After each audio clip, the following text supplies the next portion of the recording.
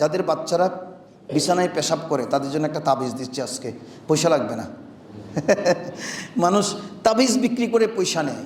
আরে গোটা কোরআন শরীফ হচ্ছে আমাদের জন্য শেফাউন লিমাফিস সুদূর, আমার জাহির বাতের যত রোগ আছে সবার জন্য মহা ঔষধ।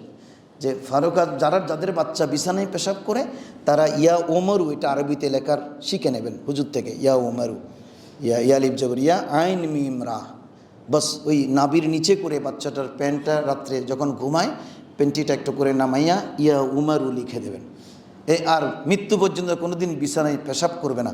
ফারুক আজমের নামের ভয়ে শয়তান পালিয়ে যাবে, কারণ শয়তান তাকে বুঝায় যে তুমি এখন বাথরুমে আসো, চুঁচু করে দাও। এ চুঁচু করছে, উঠি দেখে যে বড় বড় ফুলাবাইনও পেশাব করে। অনেক সময় মা বাবা আমাদের কাছে আসে, কয় যে 16-17 বছর হয়ে গেছে বিছানায় পেশাব করে, তার জ্বালায় বড় মুসিবতে আছে।